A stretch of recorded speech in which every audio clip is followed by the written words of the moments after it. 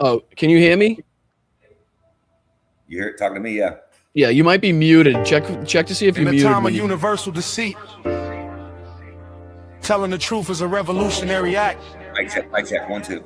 George Orwell. Yeah. This is Blood Politics. The only podcast where we don't talk about politics. We be about politics. And our mission statement is to empower, educate, and encourage everyone to speak out against fascism, speak out against injustice, and fight for freedom and equality for everyone. This is Blood Politics. And we ain't stopping till they put us in the grave. We ain't gonna be quiet. And we ain't gonna be scared. And we ain't gonna go along with the crowd. This is Blood Politics. And it ain't about left or right. It ain't about Dem or Republican. It's about right and wrong. It's about us versus them. This is Blood Politics. And we gonna do what we gotta do. All right, guys, what's going on? What's happening? We'll start it right up here. Make sure you hit that like button on the way in. Subscribe to the channel. I'm Brian. This is Blunt Politics. Appreciate you for joining me once again. How you guys doing in the chat room? You guys filtering in one and all? Make sure you're hitting that like button on the way in.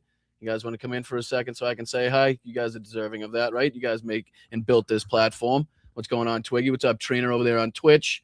What's going on, Nicholas? What's happening, brother? What's up, Dame? What's up, Carol? What's up, Rox? I see you in there. What's up, Jeff, Jupiter, Judy, Nicholas? What's going on, Her Story? How are you? What's up, Jamie? What's up, Tarrant, Julie? Ton of people in here today. I like it. I like it. Hit that like button on the way in, as I said. Well, you guys know that we try to utilize this platform for the best of purposes, right? We try to, use our reach in the best way possible. Well, we're going to continue doing that tonight. We're big supporters of Ukraine and their fight against Russia. And we try to build up anybody in our community that's going to, speak up, that's going to use their platform to try to do good, whether it's fundraising, just raising awareness, or keeping Ukraine on the hearts and minds of people. Then that's what we're going to be here doing. So tonight we're going to be speaking to somebody that you'll probably notice from the chat, our good friend Tom Dagger, airbrush artist himself, the connoisseur in there, that's been doing some really good work as it pertains to Ukraine, selling T-shirts, sending the proceeds, a big portion of the proceeds, I might add, to the Mr. Dobra, helping out with orphanages. It's going to be a great discussion. So after we get done saying hello to the chat, I'll bring him right in. But thank you so much for you guys making this possible. I really do appreciate you. Like I said, if you filter in, hit that like button, subscribe to the channel. We just passed 20,000 subscribers, which is pretty goddamn cool, I got to say. So again, pat yourself on the back. Big round of applause for the chat for getting us that far. But thank you guys so much to the mods. Thank you so much to the chat. Appreciate it. What do you say we bring Tom right in? Let's not waste any more time because he deserves it. What do you say? What's going on, brother? How are you? Hold on. Let me take your mic off. There you go. What's happening? I appreciate you joining me, man. Thank you for having me, man. Absolutely. Great to be here, man. You've been doing good work. So you deserve it. Like I said, we try to utilize this platform for, the best of purposes, the best of intents here, and only the best campaigns do we uplift. So we appreciate the work that you've been doing with the T-shirts and trying to raise awareness for Ukraine. And you've been speaking up on TikTok. You've been starting a YouTube. If we could get you on, I don't know, you on Instagram and all the other platforms as well? I mean, I am, but I don't use them primarily. I've never really used too many platforms, brother, man. When I got on TikTok, it was because, everyone else already did it when the pandemic came through, and I was not using it then. And so you were fucking late to the party as usual, is what you're saying. Absolutely, man. I was just, forget about it. I'm like, because I'm 56 years old now. You understand? I'm a little more. Well, hold on. Before you get into your age and giving everybody the reason why you're so handsome, right? Why don't you just give my chat, let the people that are watching know a little bit about yourself, how you got into airbrushing, obviously how you got into making T-shirts, and what brought you into the fight against Russia and helping assist Ukraine, and more importantly, more specifically, I should say, the Mr. Dobra and a lot of needy children that are deserving of this help. You know what I mean? So just give a little background, if you will. Yeah, man, I appreciate you. Wow, that's a big one. Starting with my age, because obviously when I was in high school, Russia was the enemy, so we were there in a very grassroots way when we watched the Berlin Wall fall, when we watched the collapse of the United Soviet Socialist Republic, we understood. And there was this guy named, Vladimir Putin, who was a KGB agent, so we had a very, we knew that Russia was the existential threat to democracy itself. And anyone that paid attention in civics class and world history, and that's kind of the problem with our country, is we're a little bit, complacent and indifferent, and we don't really pay attention to global affairs. And in this modern day and age, it kind of reflects when you see 91 million people sit home and not vote on November 5th. You see what I mean?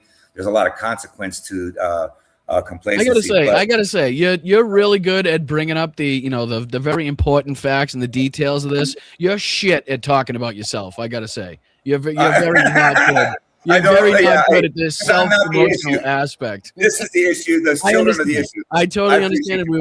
We have all the time in the world to get to that. Let my fans know a little bit about yourself. Sure. That's funny.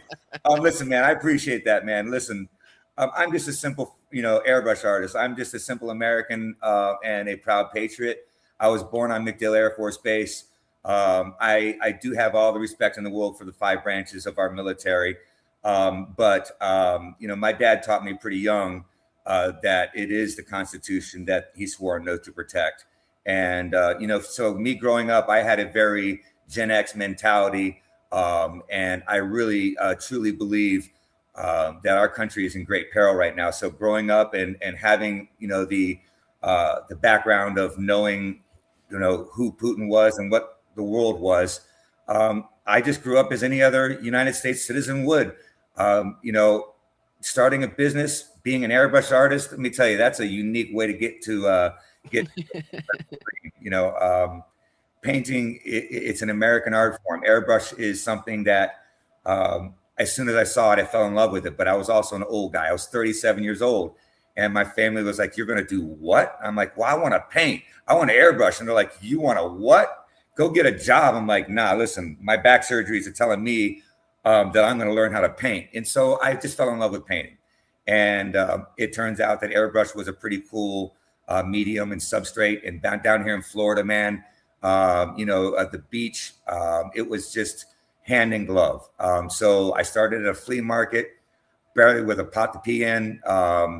It was 2008 when I started airbrushing. And you got to understand, we had a market crash in 2008. So basically, the very same time. You sure know how to pick them. Yeah, I do. The auspicious timing of it all. It's like, yeah, great. Okay. Be 38 years old, have 8 months of experience, and watch the market crash while you're in a flea market, telling your family you're going to start learning how to paint pretty pictures for a living. It didn't go over the way you expect, but. So what was the ultimate connection to Ukraine? Obviously, I'm sure you saw it on the news. I'm sure you knew, like you said, it was an existential threat, and Russia was absolutely no friend. What was the final straw where you're like, okay, I can utilize the ability and the skills that I have doing this, making T-shirts, and hopefully I can utilize that and kind of benefit the Ukrainians in some way. If there's a word, it's kismet. Okay, my mom is a Rotarian. And when the war crimes invasion took place, I don't call it, when he invaded, my mom was like, "We got to do something," because my chapter in Rotary International is connected with Częstochowa, Poland's Rotary International. And they had a pipeline of logistical support and humanitarian aid that was going on. And, just specifically, I'm not a rich person, so I couldn't just write a check and say, "Here you go." But I did have my small business in apparel decoration. And if you think about it, we're in the business of visual communication. So in my thought, I'm like, well, I can leverage my business as a weapon of paying it forward, in the idea that as long as I look at what the average donation for a small business, what they would give, I base my marketing plan on the idea that, well, I'm not rich, I can't make advertising. Well, maybe I can tell some of my new friends on this new fandangled TikTok app. And lo and behold, people love the design, because I had the design for a while. I built the website. I just couldn't find a way to actually get it out there and get it going. And when people found out that I was giving away $10 per t-shirt, that's not like a normal donation. Now you kind of know why. Because A, it's for this orphanage, and B, it's because my mom is the one that, what happened there? My mom is the one that, my mom is the one that, you're good, brother. Yeah, I didn't know, but she's the one that had that connection. So I really wanted to make her proud. I really wanted the Mista Dobra to know that people in this, this TikTok community gave a shit, so people did. And to the tune of 3,100 shirts, that's $31,000 raised. Okay. And I am on your website, as you can see. There you have it. Yeah. So this is Tom's website, in case you haven't visited that. Stand with Ukraine. Please do. And again, it gives a full rundown from everything from how much they donate per shirt to how much they've raised to where it's going. They get a slideshow with a ton of great pictures and useful information. They got pictures of people. Yeah, go for it. Through that. Hit those arrow buttons so you can see some of these pictures. Yeah, man. So there's a lot of people wearing these shirts. It is quite an honor. Okay. My idea is that it is the symbolism that matters. Okay. When the people of Ukraine actually see a citizen of the United States wearing that sunflower, it means something to them. And to me, that brings it home for my business and for me personally. I am just blown away every single time I see this. And it just makes me grateful that people care.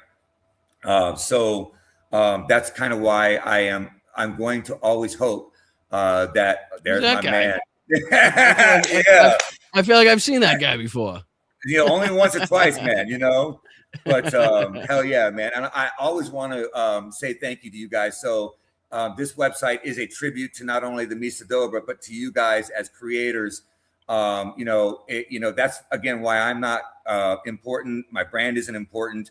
The sunflower is. You guys are, and very obviously the Mista Dobra. So why don't we rewind just a little bit, and you can explain again a little bit about your mother's connections to the Rotary in Poland and how the pipeline went, from Poland, and basically you learned about the Mista Dobra and decided to take it kind of, one-to-one connection, no middleman, and kind of do your part, and maybe explain a little bit more about what you know about the Mista Dobra and what it does and why it's so important to continue funding this and continue helping, campaigns like this specifically, and campaigns just like it that you can find all over the country. I mean, the more the merrier when it comes to people donating. This orphanage is not state funded. It needs and it relies solely on charitable donations. So if you're going to give money and money only, that's a beautiful thing. Do it. Again, the reason why the symbol exists and the reason why I am, passionate about this symbol is because I want people to see us wearing their sunflower. Okay. So the Mista Dobra with my mother and Rotary International, that connection was where this whole thing seeded from. So having that connection, the first 2 donations that we've made so far, they were to Rotary International's Częstochowa, Poland. And I wired the money directly to Rotary International, and that they took the money and disseminated it the way they were going to do. But I knew all of that revenue was going to Ukraine. So a large part of that went to the Mista Dobra and also to other medical centers and to other things. But you got to understand, to me, it's about those children and the posterity of the nation. And when I found out about Marta and their foundation and how comprehensive it was, I wanted to immediately focus all of our business revenue directly to the Mista Dobra. So the really exciting part about this program and its growth is that, yes, it did start with a very noble organization, and they're phenomenal for doing what they've done. I just am very honored to know that I've been able to move it over to the Mista Dobra directly. So now my business account, my bank account, I have a wire set up directly with the Mista Dobra. So my wire transfer tomorrow will be the first that goes directly to them. So that's why I am, looking forward to hopefully seeing, larger creators that maybe have 1 million or more subscribers. I would like to also offer them a $2 commission per shirt. So in other words, $10 plus $2 more for those larger creators, because if you think about it, 1% of 1,000,000 followers is 10,000 sunflowers. That means 99% did not get a sunflower. 1% of 1,000,000 is worth $100,000 to Ukraine's largest orphanage. And that is an entirely small capture rate when you look at the size and the scope of why we need this money and why that $10 bill is such a big number compared to what other businesses may give. I am going to brag about that because it needs to be big, because A, complacency exists, and B, if I get this in the hands of a large creator and they recognize how much kinetic energy they have within their own voice and their own community, the moment they recognize that is the moment they raise $10,000 in one video. Okay, so what I'm doing proportionately, however awesome it is because of you guys and everyone who's got a shirt, my platform simply will never be big enough for this project. So it's going to need larger voices with bigger gravity and to allow this to come into full fruition. But until then, I am just grateful for what has happened so far. It has created a critical mass, and this orphanage is going to need our help for a generation to come. So that's why I don't make this a only 2 weeks left. No, it's here in perpetuity. And the moment a large creator recognizes that and they put this business to full work, then it will actually affect the local GDP, because I'll have to hire people to help me with product fulfillment on one singular mission. And that means my business will be creating at full capacity, about $6,000 per day for Ukraine's Mista Dobra. And that's my goal. So it's almost like an actual trickle-down effect that works and will, benefit the community and benefit society and goes to a great cause in general anyway. And I can only say, from experience, having driven basically, a truck from Warsaw, Poland to Lviv, from Lviv to Kyiv, and delivered it to the frontline troops at Medicine Kyiv.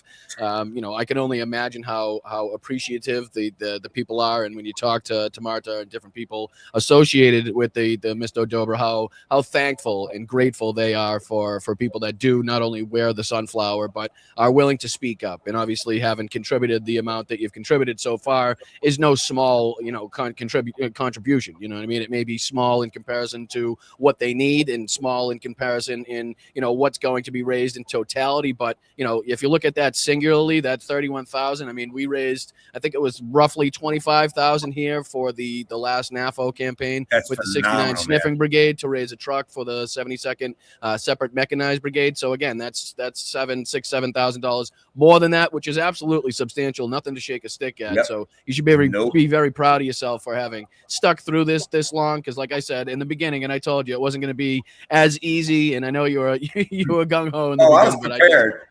I know. Prepared for the long haul, baby. But what is do you like you said, so you don't have an ultimate goal. It is just as much as humanly possible. Anybody that can work with you, it's in perpetuity. There's no end in sight for the war. Really, so why should there be an end in sight for us fundraising and raising awareness, right? Yes, and there really should be no overthinking this. And to be quite frankly honest, the work that I'm doing, it's not hard for me. It's not like I'm rocket scientist guy here. I did not reinvent the wheel here. I am simply saying, hey, if we use the levers of true capitalism, not crony capitalism, if we do something in a truly altruistic way, if we actually give the lion's share of this product away, something good will happen.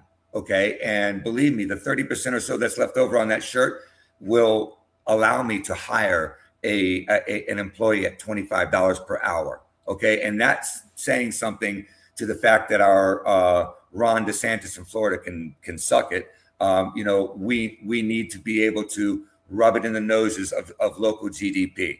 And my little business and this project is kind of a social experiment in anti-complacency. It's a simple effort. One T-shirt times 1 million freaking people. That's it. That's it. That's why there's not a whole bunch of different designs. That's why it's a very monolithic effort. It's because this symbol is kind of hitting that mnemonic space in our head. People have seen the sunflower and they go, oh, I've seen that before. And that's what's exciting, when random strangers are seeing each other and they're both wearing a sunflower. And I've already got documents of that happening at protests, by the way. So this sunflower is starting to gain some critical mass, and it's really a cool thing. So how many? 31,320 is how many in Ukrainian hryvnia? Have you done the calculations yet? I wish I could. Man, what's the exchange rate, right? It's like, I'm what? not sure at this point. 30 or 40 to 1? But I got to ask, how frustrating is it for you, honestly, to be working as hard as you are, and everybody that's trying to support Ukraine and raising awareness and contributing to all the campaigns and funds and podcasters speaking about it and making sure it doesn't get faded into the background with all of the Iran nonsense going on, us now talking about going into fucking Cuba, all of that nonsense. How frustrating is it for you to see that our country, to a large extent, has pretty much given up on Ukrainian support, and now kind of on the flip side, we're actually getting to see Ukraine and Volodymyr Zelensky coming to the United States rescue to a little bit and helping the Gulf nations and them with air defenses and, with the Strait of Hormuz and defending U.S. ships and stuff like that. So, but it must be, like I said, frustrating, because I know it is to me, to be working as hard as we have, to be watching this as long as we have, to now see, the United States basically kind of washing their hands with support, making it basically go to the European Union then basically has to, sustain Ukraine with whatever funds and stuff that is allotted. But, to what extent has it kind of pissed you off to see Donald Trump's, ass kissing of Vladimir Putin, and again, the continuation of no pressure put on Russia to end this war? The frustration is palpable. Okay. So slacks. Sorry. I had to give him one. Please do it again. Sounded good. No, listen, NATO, to me, think about it, man. On 9/11, all the countries that came to us with Article 5 and came to our aid and helped us, and to see this administration, the way they turn their back on our allies, and it's to see what happened in the long story short of it, obviously when he was first elected in 2016, and he's out there, hey, Russia, if you're listening, Hillary's emails and all that. And obviously the fact that Trump's first impeachment was over the dirt that he was trying to get on Biden through Zelensky and withholding money that was owed to Ukraine for their armaments. And it's just one abomination after the other. To watch the NATO alliance be subjugated to that, it is frustrating, because fascism by design, and what Trump is unwittingly doing as the useful idiot for Putin, is to spray us with a daily dumpster fire. And that keeps us nice and misdirected and nice and hypnotized by the daily dumpster fire. So it's kind of easy for us to lose sight of the long-term goals of what Putin's agenda is with the West, with the fall of NATO, the Western Empire, and his intrapersonal relationships between the Ayatollah and Iran. It's one big fucking mess. And I think the United States citizens need to remember this country, because they're the ones fighting for democracy itself. And it pisses me off. So yeah, it sucks. We need to be cognizant of world events, and Ukraine, they deserve our attention. Yeah, I mean, not only that, but you look at the amount of children, in the beginning of the war, and obviously since that, Russia has literally snatched up, kidnapped, shipped back to Russia, basically changed their entire identity. Just basically like it was a car, just scratched off the VIN number, gave it a whole new fucking paint job, and now you're a Russian kid now. You know what I mean? Now you belong to Mother Russia in that regard, and it's like, for our country to again abandon, a country that's gone through that we watched go through that again we had, like was brought up in the chat, the Budapest Memorandum, in which these people basically gave up their leverage with the promise that the United States would be by their side in the event this exact thing took fucking place, right? That's right. This is why NATO is there. This is what they were built for. You know what I mean? This is why the United States again stepped up and said, we'll be by your side if again you give up your nuclear weapons and Russia decides to encroach on your territory across those borders. We're supposed to have been right there for the entirety of this mission, and again to see that just being reneged is again part and parcel for what we've seen with this guy. Well, not only in his first administration, but also in this second administration now. I mean, like I said, whether it's Greenland, whether it's Cuba, whether it's fucking Venezuela, Iran. I mean, we've done this with multiple nations at this point, and you know the people that he supports, you know the people that he looks up to and that he applauds, the Xi Jinpings, the Vladimir Putin's, the Erdogans, you know the Viktor Orban's type of people, the you know even to in North Korea there, Kim Jong-un. You know what I mean? Even to that extent, like he seems to have more respect for those type of people and is less willing to put pressure on them. I mean, he just went to China, right? China, we know through reports, through U.S. intelligence reports, was working with Iran to give them intelligence assessments, to give them updates and give them intel, basically, to help them be more either precise or to be more effective in getting through U.S. air defenses and striking U.S. bases,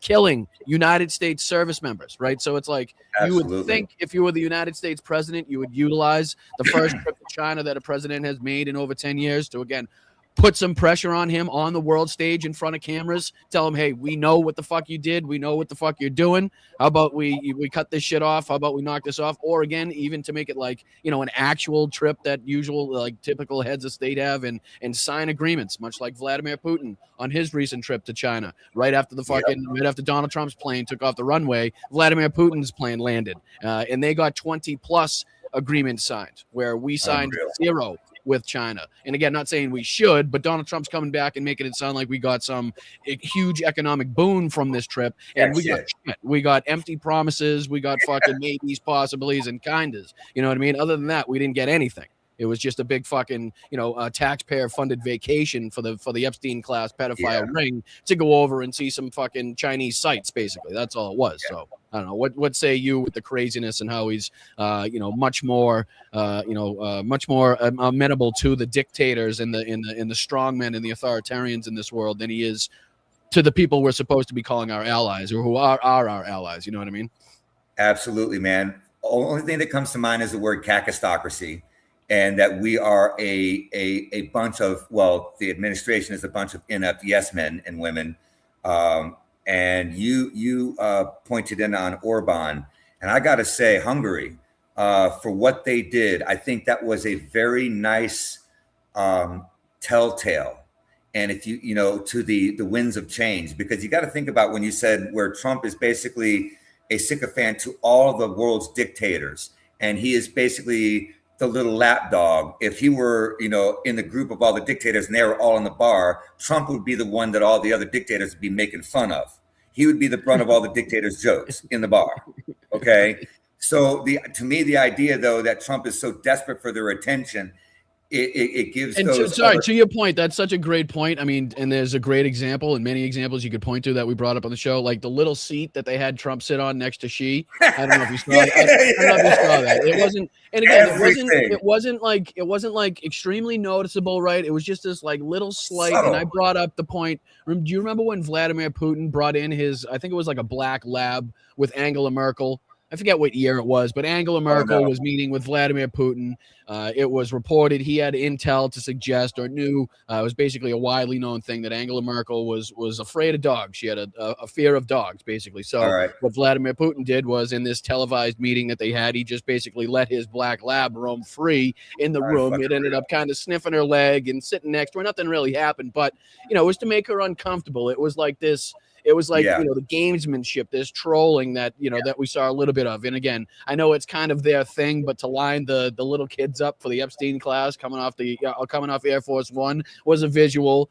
Them playing the YMCA with like the Chinese national band. You know, they thought it was like a sign of respect. I think it was more of a backhanded fucking, you know, what a bunch of trash you guys are type of aspect. But, you know, you made a great point because they all would be absolutely pointing at laughing at the guy fucking sweating through his diaper, you know, with losing his hair, that can't count to 10, doesn't know his fucking middle name from his elbow anymore. You were so right. So my apologies, but 100%. Yeah, man. It's just it's an absolute embarrassment So I not even to remember where I was after that, but the idea to me that Trump is such a toddler in the game of dictators, and I think that what I was getting at is that the Orban phenomenon, that the country of Hungary stood up, and it took them 14 fucking years to do it. And it didn't really have much to do with the fact that JD Vance went over there and tried to pitch. Okay, he pitched. But it was a 14-year onswell of the Hungarian people saying enough's enough. But to that end, we've won here in the United States, 30 special elections so far? How many seats have turned blue already?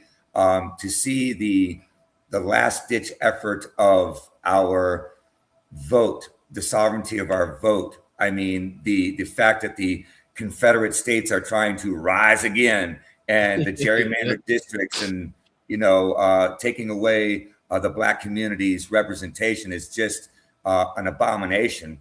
And I think that it's going to come back and bite them in the face, because we will take it by 2/3. We ain't messing around. I think the complacency has been learned. That's why I'm saying when 91 million people sat home, we handed the keys to our democracy to a dictator wannabe, and now we're laying in the bed of all the crap that he's given us. So November 3rd is basically our last stand, as far as I'm concerned. If we do not take the House and the Senate back, if we don't get rid of AIPAC money, if we don't do what we need to do in this country, then 250 years was a good run. But we have some work to do to fix it. Do you not agree? I mean, the House and the Senate. No, I'm right there with you. It's hard to say that we're not already at that moment, to say that 250 experiment, the 250-year experiment, has kind of gone by the wayside at this point. I mean, again, when you're looking at United States president, suing his own IRS while he's in power, only to threaten, I guess, the lawsuit in hopes that he could pressure his own personal attorney, who is now acting representative, the leader of the DOJ over there, and just kind of running the show, so that he could come up with this proposal and this gift that he knew Donald Trump would love, to put $1.776 billion, $1.8 billion into a fund where the criminals and the violent fucking people on January 6th, and anybody that had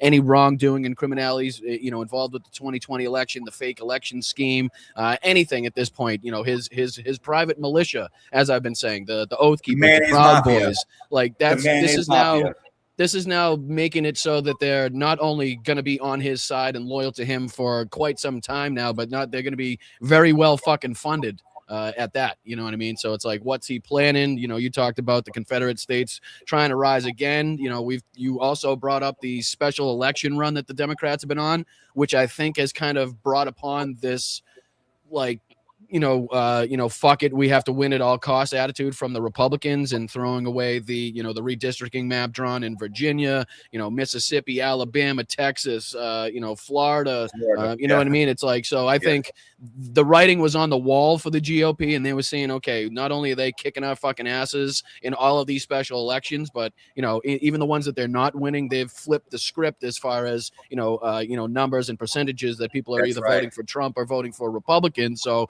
if we're not going to just utilize our power and the carelessness that we have for the Constitution now, then we're going to be screwed come midterms, because Donald Trump is fucking us. You know what I mean? Like, he's at the point where he's old enough where he doesn't give a shit. He's at the point where he knows he's got enough people installed into the correct places where he doesn't have to give a shit to a large extent. And it's made him to a municipal level. He's got it down to the city government. He's got his sympathizers. So you're absolutely right, man.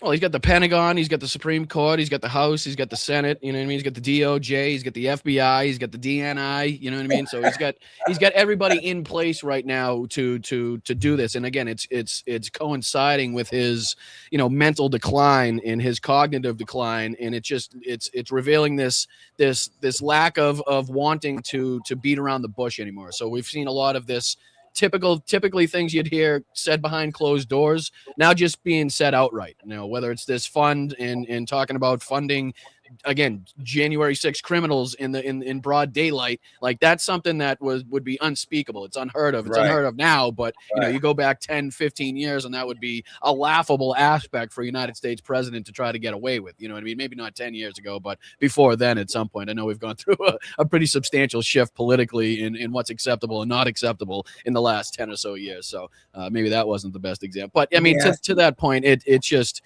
it's remarkable the way in which he's kind of just took a wrecking ball to everything. I mean, we knew it was going to be bad, right? I mean, that's why we were screaming and yelling when Kamala Harris was running. I mean, that's why we were doing it. We knew it was going to be bad, but did you think it was going to be this bad this quickly? So technology has given us a lens. In my analog view of things, I remember being in high school when I had a telephone cord. You get what I'm saying? So what I'm saying is that the instant communication of platforms like TikTok and YouTube and the accessibility for such a small margin of people to be so obtusely racist and bigoted and homophobic and transphobic and Islamophobic and straight up xenophobes.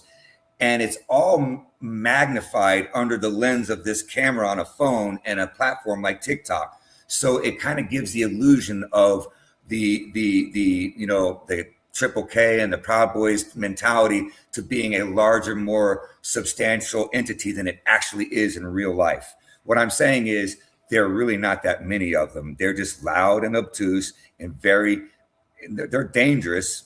Okay, they're obviously dangerous. I live in a MAGA fascist state. Fort Myers, Florida, where I was from, was about as bad as it gets. Okay, as far as Ruby Red, it's one of the most segregated, most racist towns in this country. It's Lee County, Florida. That just writes it on the wall. So no, literally, it's like sounds like it has it was built upon a Confederate statue. Our downtown in Lee County has Robert E. Lee shit everywhere, mosaics. It's fucking disgusting, bro. Okay, so you can imagine the compartmentalized life, the segregated life in Fort Myers, where it's almost like weird how normal it is for these white people to be so happy. And I'm going to say this, it's the neo-fascist Christian problem. It sounds like you're getting sales on your phone there. Yeah. Hopefully those are shirt sales. But to me, the South has a lot of work to do. And, in my particular neck of the woods, I don't see it so bad because I'm in a very much more diverse neighborhood. But let me tell you, man, it's bad down here, y'all. If you don't know, it is. It really is. And like I said, I've said it on the show. I think now, I know we've called this cult for a long time, and that's been spot on. It really has, considering the way that the people have acted and blindly followed the leader. But I think right now is when we actually start to see the true cult formed. You know what I mean? Like when things are so blatantly bad, and it's so blatantly because of one person's actions, right?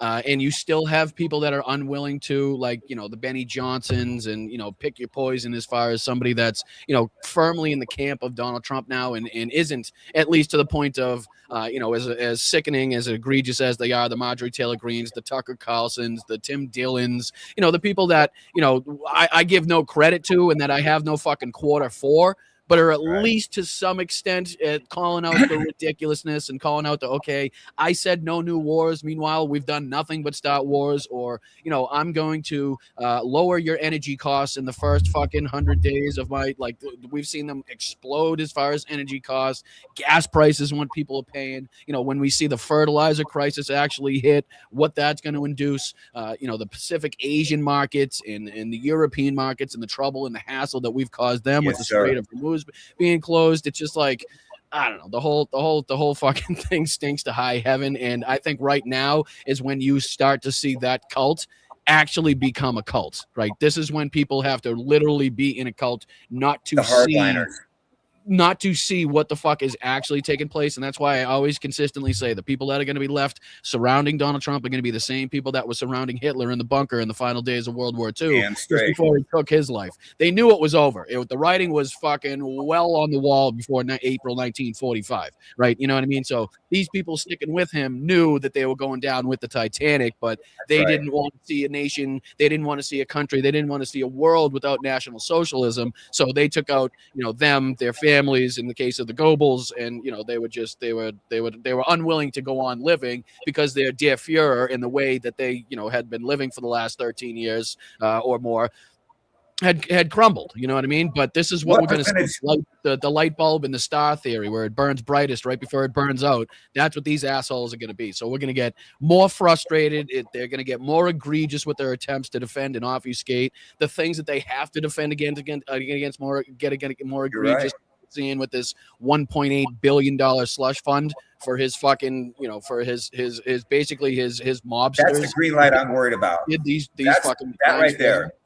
Go ahead. To just give all that money to all those criminals and all those insurrectionists. I'm thinking about the common MAGA, okay, the troglodyte, the little cave dwellers, the ones that are popping their heads out right now because of this green light, because of this endorsement that they're getting from their Cheeto King. It is a concern. But to be honest with you, man, I really just think that in my mentality is they don't understand that we get to exercise the same constitutional rights as they do. And being in a state like Florida, where you have your castle doctrine and you have your stand your ground laws, they should understand that, they're out there in their minds thinking they're going to be some patriot and drag some Democrat out in the streets and make them pay for their sins for not bowing to their fearless leader. But that ain't ever going to happen. It's just never going to happen. Because if they had their chance to be the badasses that they were going to be, they would have already done that. The J6ers did it. They got pardoned. They're getting cash handed to them. So I'm basically saying, well, if they're going to do it, now's the time. Now's the time to go ahead and play that role, because, maybe your Trump daddy will give you some money and he'll pardon you for your stochastic threats. And the thing is, I still believe in my country and this Constitution. And I believe that, we should remember the 5 doctrines of the preamble, that we should have a tranquility in this nation. Okay. Justice and tranquility. And if you got people like that guy out there, what's his name? Who's that guy that just got busted? The one that going to jail for attempted murder. What's his name? There's a lot of those. The guy the creator that went out there and Chud the Builder. Chud the Builder. I mean, he's the example of the green light. You know what I mean? And he's going to pay, So, I just don't see MAGA, that 20% hardliner that are those cultists that you're talking about. I think it's about 20% of this nation. And I just don't think they will ever really, truly be anything more than bloviating talk-a-lots. That's the way I feel. What's crazy is to see the amount of fraud that this administration is responsible for. Just in this second term, the $1 billion in a ballroom, they have no problem with the $2 billion for, fucking these insurrectionists. You name it in the amount of theft, but they refuse to fund and to try to continue to aid the people of Ukraine, the military of Ukraine, against their fight with Vladimir Putin and against Russia in their battle. But, going back to that just a little bit, let me throw this on the screen real quick, because just to kind of put this in perspective, we were talking about this before we got on, and we were remembering the Battle of Bakhmut, right? I believe that was from 2022 to 2023, right? I'm sure anybody that's watching the show right now remembers the coverage of the Battle of Bakhmut and how intense that was. Probably one of, if not the bloodiest, if I'm not mistaken, for the Russians. You can correct me in the chat if I'm wrong on that one. But just to show you how much they've progressed in the last 3 years, let me take the ruler here, right? And we'll go from the edge of Bakhmut here, and we'll go just to the edge of the territory. We're talking about less than 10 miles in some instances, right? I mean, that's remarkable to see that the Ukrainians, even after that substantial fight, even after that devastating fight, have been able to hold the Russians with the United States, again, not doing our part with their advancements in drone technology, to be able to do this and utilize this, again, with minimal help. It's remarkable to see. And again, I'm sure there's probably other areas in which, like, if some people are going to the to the center of Bakhmut. But even then, we're talking about 10 to 20 kilometers, right? So it's nothing substantial whatsoever. And the amount of losses that they've incurred to have to get that far is again not sustainable. Let's just say that. At this rate, it's untenable. The amount of calculations that people have done and how long it would take them to get the rest of the territory that was part of the goal in the original 72 hours, it would be, would fucking our grandchildren would be all dead at that point. You know what I mean? So it's like, have you been keeping up on the Ukrainian medium and long range strikes and making Moscow kind of pay for that recently over the last week or so? I've seen it topographically, and I'm just Slava Ukraini. I mean, all I can say is, the might of the Ukrainian people, their ability to be able to do what they're doing. It's the guerrilla warfare tactics of modern warfare. This is drone technology. It's changing the face of warfare. And what they've been able to do is bring it back to Russia. To be honest with you, man, all the years that Ukraine has had to say, hey, do you mind if we attack over into Russia? Because, see, they invaded us and we have to get permission to attack Russia. Get the fuck out of here with that nonsense. It's like Russia attacked Ukraine. So why does Ukraine have to, wait for an okay from the rest of the world? I'm sorry. They should have been able to do what they're doing right now 4 years ago. But I'm glad they're doing it. I'm glad they're making Russia pay a price for this. And I hate war. Okay, but the fact is, Ukraine has been besieged for over 4 years now, and Russia will not win this. It's either going to be complete and total victory for Ukraine, or the entire global geopolitical theater will change forever, and it's not going to be good for democracy. Ukraine cannot give up 1 inch of their territory. I'm sorry, that's my personal opinion. They cannot. So just to address this, Judy, sorry, my bad, Tom. I didn't mean to cut you off there, buddy. No. But Aaron, she says Aaron Panas did a short on the ballroom being canceled more in a Substack. I believe what he's referring to is that there are a lot of Republicans now. I wouldn't say a lot, but there are a few Republicans now talking about how I would say worried or discouraged or whatever fucking mealy-mouthed word they're using to describe this slush fund that Trump has.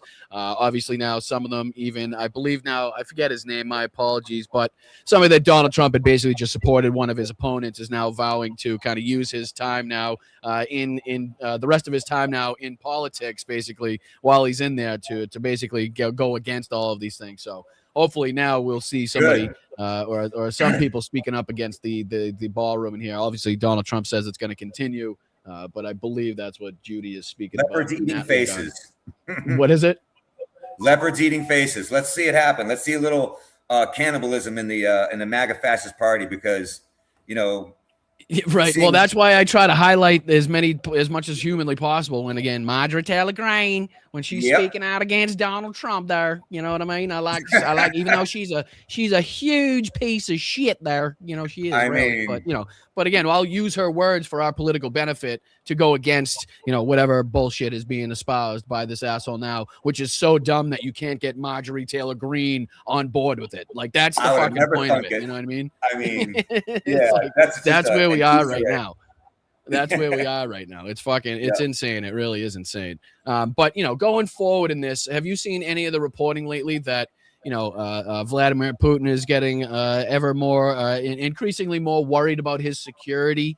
There's been some reports now where like the people associated and close to him that work around him aren't allowed to have cell phones. They're not allowed to go on public transportation. They've had to have, security cameras and surveillance cameras installed in their private residence, not in, their workplace or anything like that, but their private residences. So I think you were mentioning before we got on that, Putin may be feeling the pressure from a few different sides. There's a couple different parties and pieces involved, because there's one hardline national group, right, that wants to see him go deeper into Ukraine and wants to see him do more bombing and get this thing over quicker with Ukraine. And then there's another sector that, is listening to the citizenry, listening to the public and the hardships that they're facing, seeing the ramifications to the economy, obviously seeing what detriment it's having to them being able to, work with countries on the world stage, known as a pariah now. So, have you seen any of the reporting, or what do you think about the fact that, 4+ years onto this 72-hour operation, Vladimir Putin might start to some extent be feeling some pressure on the inside, where he's kind of reacting much like a dictator would? I mean, I haven't seen much of that information, but thank you for sharing it with me, and I'm glad to hear it. Okay, literally am. The only thing I can say to that is that I'm glad, because Vladimir Putin is otherwise unshakable, and he has mastered the game of espionage and the whole KGB zeitgeist. So for him to feel the pressure of his citizens on any angle, to me, is a good thing. So you got this one here, Tom. Vladimir Putin fears an assassination attempt and a coup. An EU intelligence agency says tensions among security services are rising and security measures around the Russian president are strengthening. This is the one thing that you mentioned is there's two different factions. And regarding Ukraine, with Putin's demise, there is a power vacuum concern.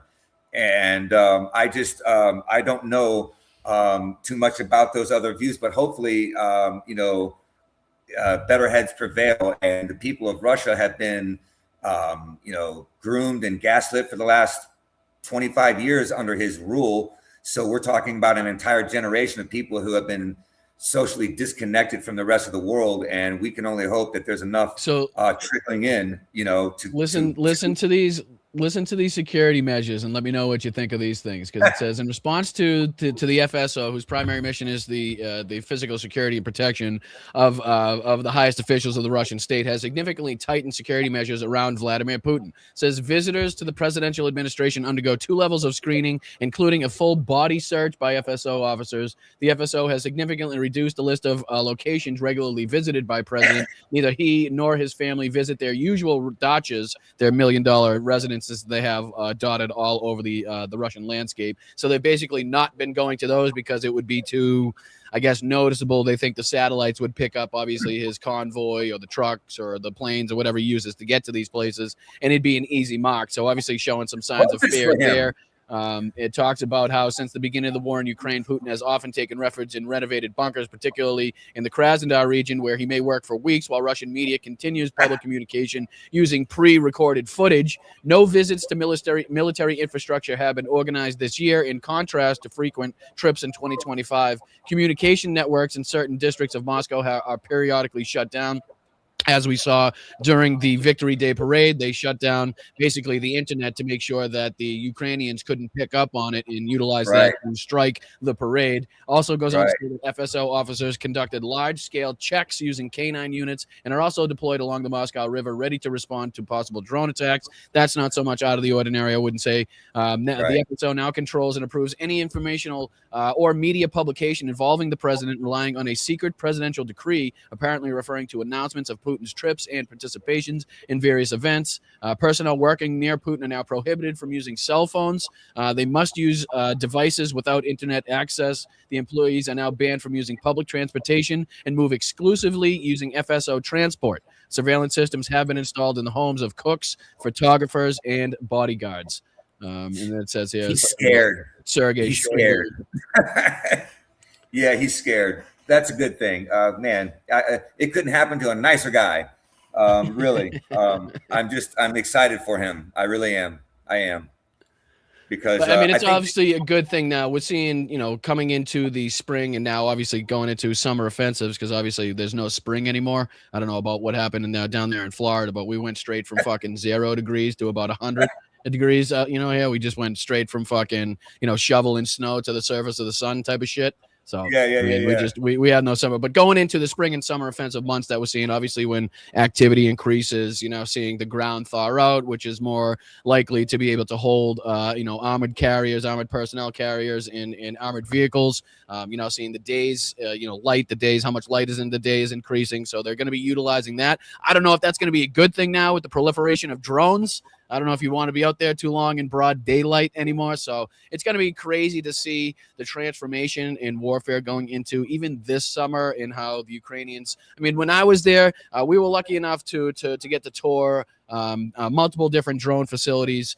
We got to talk to whether it was, personal contractors, whether they were working directly with the Defense Ministry of Ukraine or otherwise. And we got to tour the robotic factory that has now been kind of featured on United 24 for their robotic ground drones, and being able to go in and exfil wounded soldiers from the battlefield. So just the change from the time that I was there several months ago to what we're seeing now being implemented on the battlefield is crazy. So I can only imagine, what the change is going to be from now, another 6 months, another year on from this, and what's going to be utilized by the Ukrainian military. But, how much do you hope that this T-shirt campaign that you're on right now can go to boost not only the Misto Dobra, but obviously the morale of the people surrounding that, and that can benefit from seeing outside resources and foreign countries, again, helping as much as you have and as much as we possibly can? I tell you, man, it's a humble wish. It's a simple mission. That's why it is a monolithic thing. There's not really too much to think about. You put on this shirt, you're just helping a child in Ukraine who needs it. It's a simple equation.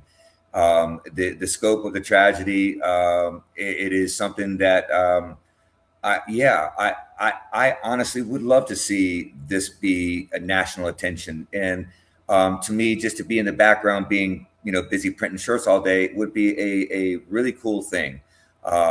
Because this country, I'm just hoping to God that on November 3rd, we do what we need to do as a country, because I think from that day forward, we're going to have to make some reparations very quickly to the things that we've screwed up on. And that is starting with Ukraine and making sure that we as a nation wholeheartedly give them the support that they deserve.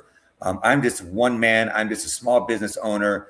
But the pound for pound aspect of this thing is just pretty special. And I'm grateful to everyone who's a part of it. So yeah, I want everyone, an army of sunflowers out there. That is my goal. Because once this takes a life of its own, I'll be too busy printing shirts to talk about it. You know what I mean? And that's you'll be dealing with fucking carpal tunnel. Yeah, that's it. I don't mind. It's a better problem. I don't know. Well, I don't want to wish anything upon you, but it would be a better problem to deal with than obviously bombs being dropped on any nation. Obviously, at that point, So, literally, I'm just a t-shirt printer, but I literally I want to see peace and full and total victory for Ukraine. I want to see our nation get back on its feet, because this old man is tired of seeing this battle. And it's a binary choice at this point. Republicans have lost their soul. We are now fighting against fascism, pure and simple. And, the left and the liberal side of things, we can figure out the infighting and get rid of that and just win. We've got some work to do. So, yeah, my sunflower is just a humble part of a bigger puzzle piece. And, I just want to get to work. Well, we appreciate everything that you're doing, and that's why we try to utilize. And like I said, I'm just a very small fish in a very large pond at this point. So, I try to do as much as I possibly can to uplift not only the campaigns that we're a part of here. Hopefully, like I said earlier in the show, we'll be starting our second NAFO 69 Sniffing Brigade campaign to send, I'm not sure if it's one or two or multiple vehicles this time, but anything that we can contribute at that point, I'm happy to step up and do my part. And if it means, uplifting other creators doing their part and trying to help this, again, where our country is not stepping up to do their part, then at least I'll be able to lay my head on the pillow at night and know that at the end of the day, we did what we could, and we didn't waste time, beat around the bush, or fall on the wrong side of history, as it were. So, Tom, we appreciate you for joining us. I wanted to let everybody know, like, your socials. Obviously we've been putting the link for your website in the chat, but if you could just kind of let everybody know the website, if you know the website for the Misto Dobra. Like I said, I know we've had that on the screen as well, but as much as people can hear it, the better, I'm sure. You know what I mean? Absolutely. Together we are stronger. That's one of the mantras. That's it. And I'm grateful to you guys. let them know your social media accounts. Where can they follow you on social media? Oh, are you talking to me? I'm sorry, man. Yeah. Well, shoot, Dagger Streetwear on TikTok, Dagger here on YouTube. I think it's just Dagger Tom, but you just look it up. I'm thinking you're going to see the sunflower on my profile picture. But the website, and again, a huge thanks to anybody in the chat that has purchased the shirt. Yes. Whether it's, again, it's kind of some would say it's counterintuitive, but there's no such thing when it comes to a good cause, because on the Blunt Politics merch site, you can also go and get Ukrainian merch, and we donate a portion of the proceeds to United 24. So it all goes to help. And again, we try to use our platform in the best way possible. That's right. And again, if that's uplifting other creators that are helping this cause for obviously a great cause, and once again, thank your mom for the work and the connections that she's been able to utilize, and the strings that she's been able to pull, and let her know that we're not going anywhere. We're going to be here until the end, and even further. And I hope, and I look forward to one day going back to a free and independent Ukraine with no, Russians with guns on their territory. It's a fabulous place for anybody that hasn't been. If I can get back before then, I would. And I will. I know that very much. If anybody wants to fund a trip to Ukraine so I can go and report on what's taking place there, happy to go and bring everybody the insights, the news, raise awareness for Ukraine. So again, anybody that happens to see this, let me know. But Tom, thank you so much for your time. Thank you for joining us. Thank you for what you do, and if there's any way in which I can help, if there's anything you can do. And again, I should probably ask now, Marta, would it be worth seeing if we could set up a conversation or? Thank you for reminding me on that. The response that I just got from her was absolutely amazing. She would absolutely love to do a podcast with you and other creators, because the idea is obviously to get the awareness out about the City of Goodness. And once you meet those kids, man, you're done. Okay. You're just done. That's that, So I'll get with you later on a phone call, and I'll make sure you have all her information. Would there be a translator involved? I'm sure she'll have one, because Resistor Vic, right? Resistor Vic. He's had a podcast with her, and they had a translator that was there to able. So they'll definitely set that up. And it would be amazing to see her and the Misto on your podcast, brother. That would be man. I've reached out to as many people. We've been fortunate enough to have Jake Bro on the podcast a couple times. Yeah. I don't know if you're familiar with Preston Stewart. If you're not, you should be. He'd keep you very updated on Ukraine. I'm actually about to play for the second half of the show. I'll throw this on the screen while you're joining us here. See if you can do this. His name's Preston Stewart on YouTube. He does fantastic updates pertaining mainly with the war in Ukraine. He's been obviously touching base on a few aspects of what's been going on in Africa, and also the war with Iran and the Strait of Hormuz as well. But fantastic guy if you want to stay up to date or on what's taking place on the front lines. But there's a billion different people that I've reached out to. Anna from Ukraine, Kate from Kharkiv, Artur Rehi. There's a billion people that I would be more than happy and more than willing to speak to, and like I said, would utilize whatever little platform that we've been lucky enough and fortunate enough to have a community build over here on YouTube. And like I said, I am thankful for that community, and I just hope to use it in the right way. That's the most important thing. Yeah, man. I don't want to look back and say I coulda, woulda, shoulda, and why didn't I do this? And you know what I mean? So that's the biggest point. So again, thank you, Tom, for your time. I very much appreciate it. Please send all the well wishes and good vibes to Mom. And let me know about having a conversation with Marta. I will indeed, brother. Enjoy the rest of your show. Thank you for having me, guys. Thank you. Yeah, man. Appreciate you, my man. You have a great night. Thank you so much. Enjoy that fucking Florida weather, you bastard. You're coming down. No, I appreciate Tom for joining us. Like I said, the platform that we've been fortunate enough, lucky enough, and very appreciative to be able to build over here is again something that I take very seriously, and I want to utilize for good. I want to utilize to be on the right side of history. I want to utilize to keep things in the forefront of everybody's hearts and minds that deserve to be on the forefront of everybody's hearts and minds. And obviously the passion that I have, and obviously I'm sure it stems a lot from my passion and love for everything World War II, and now obviously being the biggest war in Europe since then, obviously has some connections in it and kind of draws some passion out as well. But very much appreciated for everybody that's either wearing, representing, has bought in the past, will buy in the future one of Tom's t-shirts, one of the t-shirts off of the Blunt Politics merch site, donating to the NAFO 69 Sniffing Brigade campaigns. Anything that you guys can do, I love you and respect you all the more for it. So what do you say we dive on here with the second half of the show? Before we get into that Preston Stewart video detailing kind of the slow progress that was, I detailed that. I touched on this a little bit with Tom about how the Battle of Bakhmut some 3 years ago, and they've only managed to move about 10, 14, 15 clicks past that as the Russians I'm talking about. Kind of shows, again, how effective the Ukrainians have been. And again, the turning of the tide is more just like that meat grinder that continues, right? Because the amount of Russians that have been lost and thrown into the fight after Bakhmut is hugely substantial as well. I know Bakhmut was deadly for them.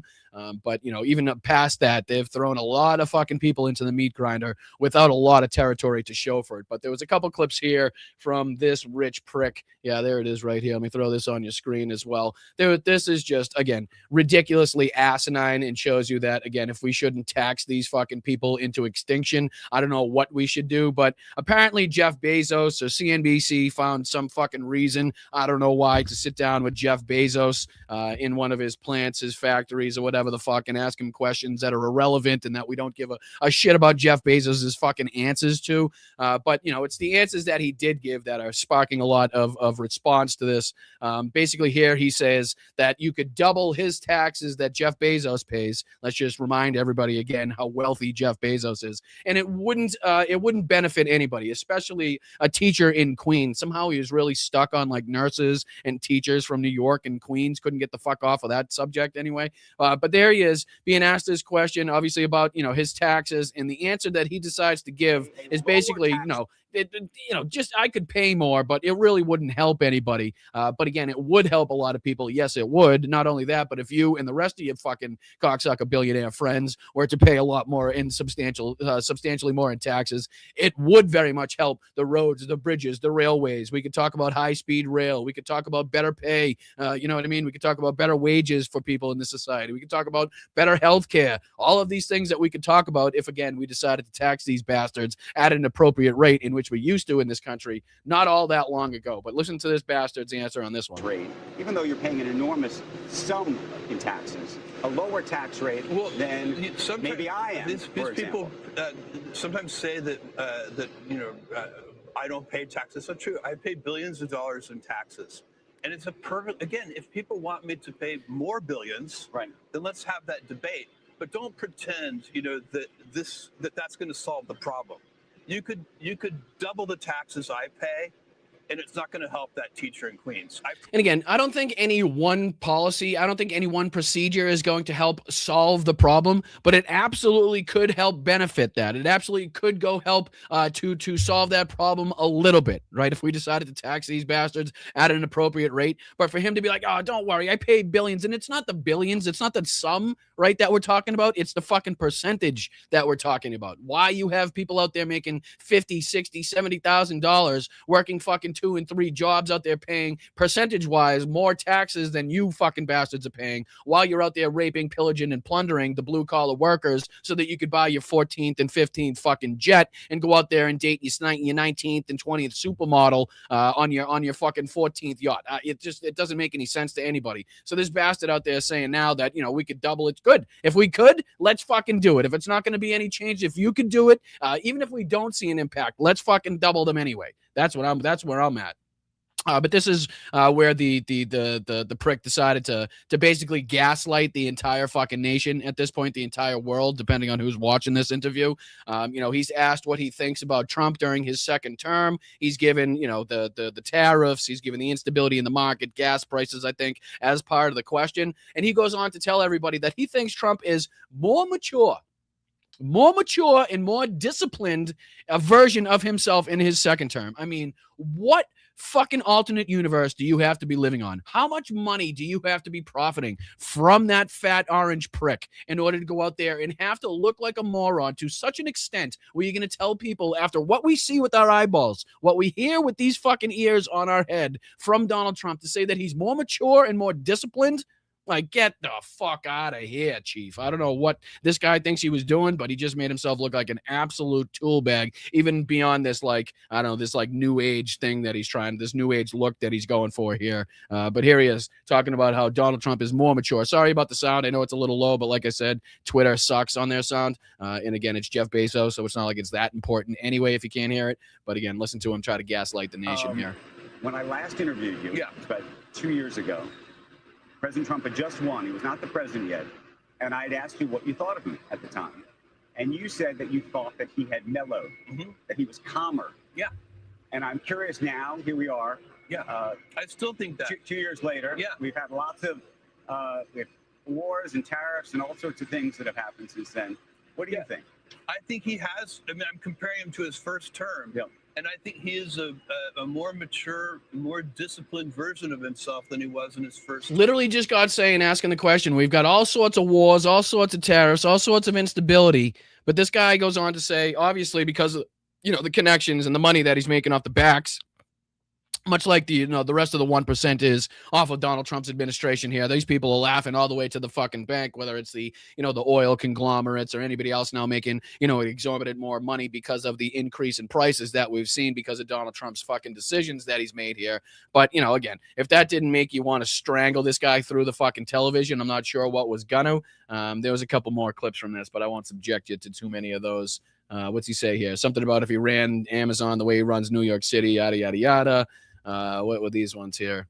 Yeah, I think that's kind of the prominent aspects of that one. Yeah, here's where he's again talking about a nurse in Queens. The guy couldn't get his fucking mind off you know, women in Queens for some reason.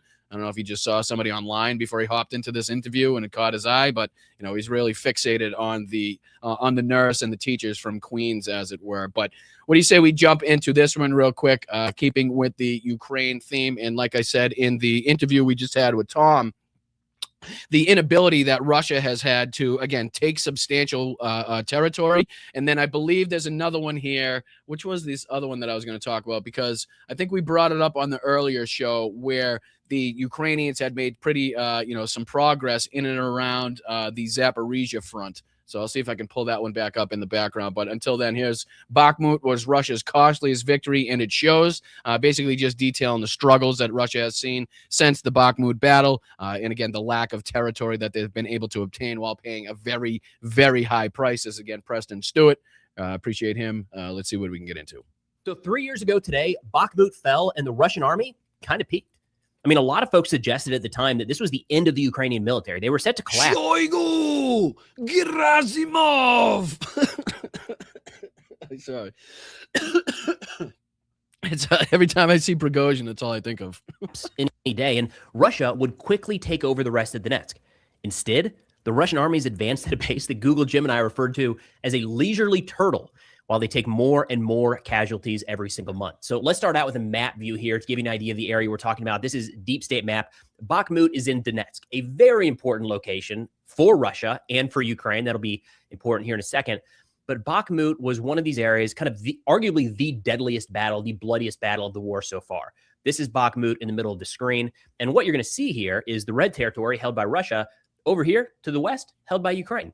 That means that Russian progress, since they took Bakhmut 3 years ago, you ready for this? Let's get a ruler from the western edge of Bakhmut. We'll go to the extent of Russian gains, 14 kilometers in 3 years. Are you kidding me? Now, some caveats. Russia was advancing in other areas, so it's not like the full force of the Russian military was focused here at Bakhmut, but this is a... But still, you would think after a substantial taking of a city and how much it was lauded by the Russians as a substantial gain, and it was going to allow them kind of a jumping off point for further attacks, that they would be able to gain a little bit more than, you know, fucking 14 kilometers in 3 years. Again, going off of how many they've lost just in that time. that seems to be a fucking problem. I don't think the Russian military, I don't think the Russian citizens are looking at that and saying like this is going to be over anytime soon, like we're making any substantial gains anytime soon. So, what we just showed, what we just showed you guys in the earlier thing, I mean, it's pretty substantial when you look at it from here. And they've only made it, again, like it says here, 14.5 kilometers, again, from the outskirts of Bakhmut to where they now hold on the outskirts of their holdings. Very important area for Putin and the Kremlin. If we zoom out a little bit to see what we're looking at, Sloviansk, Kramatorsk, Konstantinivka, Pokrovsk, this is Donetsk. This is the fortress that is Donetsk. This is what Russia wants. They've made claim after claim after claim that they need to have this area. So Bakhmut, Chasiv Yar might not be the number one priority in the Russian military, but this overall area is. And they made 14 kilometers of progress in 3 years. As some context here, that comes out to 89 meters advanced per week, 12 meters per day. This makes the Western Front in World War I look like maneuver warfare. 12 meters a day is fucking pathetic. That is terrible.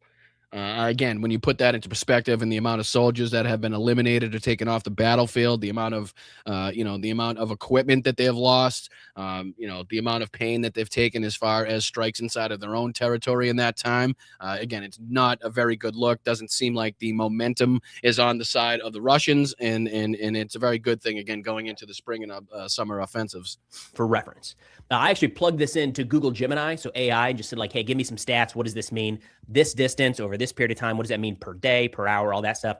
And it came back and it said, oh, interesting exercise. It looks like you're measuring the pace of a leisurely turtle. Not even a turtle, a leisurely one at that. So he's saying that he put into AI, he put into Gemini, basically, kind of some comparisons on how much territory or the lack thereof they've been able to gain. And AI thought it was talking about a leisurely stroll for a turtle. Like, that's how fucking pathetic these gains are. That's what AI thought he was talking about. They thought he was walking his turtle, apparently. And Russia's still fighting, I should mention. It's not like they just stopped. They've got a significant fight on their hands in Chasiv Yar right here. In fact, let's zoom into that real quick to give you an idea. Earlier this week, Russian media Rybar said the fight here is still very much ongoing. Last week, they said the situation is difficult. The enemy is building up forces in Chasiv Yar, 14 kilometers less, actually, less than 14 kilometers from this major victory achieved by Russia 3 years ago. On Monday, Rybar said Russian units are attacking at Nikolaevka with the goal of cutting off supplies to enemy forces in the southwestern districts of Chasiv Yar. This is a focus area right now. They are still fighting, slogging through Donetsk. Now, war is dynamic, and the rate of advance constantly varies over time, so this is not a good one-to-one. But to give you an idea, should Russia continue at this same pace that they've moved from Bakhmut to Chasiv Yar and continue that to the west, we got to zoom quite a ways out here. It would take them 120 years at this pace to reach Kyiv. What are we doing? Like, shockingly little progress. And the casualties are mounting as they do this. Now, what you're going to hear people say, because I've already seen this over on X and other platforms, we've talked about this today, is people say, hey, Russia's not fighting a war of conquest. They're not trying to take over territory. This isn't about taking Ukrainian land. Well, the Kremlin and the Russian Ministry of Defense and the Russian Foreign Ministry and the Russian mill bloggers all disagree. So when we look at this area here, Donetsk is very important. So a little easier to see on this map, I think. So if we zoom out a little bit. And again, like he said a few times here, we're talking about a very substantial and important portion of this country that the Russians are trying to take. So it's not like we're talking about some secondary aspect of the front line where it's not very important for them to make gains, or they wouldn't be necessarily throwing the people in there to make the necessary gains that we're looking at. Like, this is, again, going at the heart of the fortress belt that we were talking about. This is a pretty substantial and important area for the Russians. So to see them making, having to slog their way on and continuously losing the amount of troops. What was it in March? We saw some 35,000 casualties, the amount of them that were taken out by drones up to some 96%, taken out by Ukrainian drones. I mean, this is only going to expand. This is only going to continue to grow. And again, the more that the Ukrainians are able to utilize the technology and advance the technology, the more difficult it's going to be for the Russians on the front line. So, to see this already starting to take place. And not that this is just starting now. It's been a very difficult time. It's been a very long and difficult slog for the Russians for quite some time. But to see it's to this extent, and they're kind of at this like World War I level kind of stalemate, and they're unable to kind of proceed in these very important areas, is obviously a benefit and something good to see as far as the Ukrainian side is concerned. The Donbass is this area here, Luhansk and Donetsk. Almost all of Luhansk, something like 98, 99%, is currently held by Russian forces. It's like 80% of Donetsk on or about, might be in the 70s. And this area here that is held by Ukraine is some of the most heavily fortified terrain in the entire country. You've got, see if this rings a bell, Pokrovsk, Konstantinivka, Chasiv Yar, Sloviansk, Kramatorsk. Like, Russia is suffering staggering losses trying to take this area, and this is the focus of Russian mediation. And to even put a bigger emphasis on that, it's before they get to that point, right? I know the Ukrainians obviously are fighting to prevent the Russians from ever getting to that point, so the resistance is probably very difficult no matter what.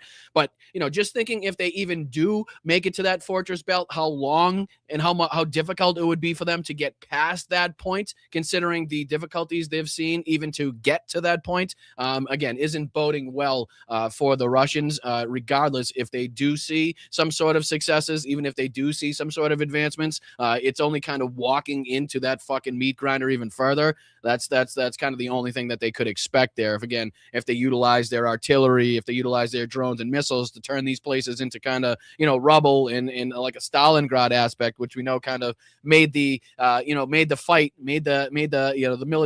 achieving the military goals more difficult for the Nazis when they went into Stalingrad. It gave the Russians, better hiding points. It made it so it was very difficult to kind of, see where you were at. There were no more kind of roads and distinct places of geography that you could kind of recognize. It was all just, shit thrown on top of each other. Very difficult to, clear out buildings because there's no buildings anymore. So there was ample hiding spaces, places to some people were fighting on the third level that were Russian. Some people were fighting on the second level that were Nazis. And again, on the first level that were Russian. Like, it was chaos. So that's kind of what they are setting themselves up for, even if, again, we're talking in the future, if they have some sort of successes, which obviously we're hoping that we avoid, that we don't see. But again, even in the worst case scenario, they're walking themselves into one fucking hell of a fight.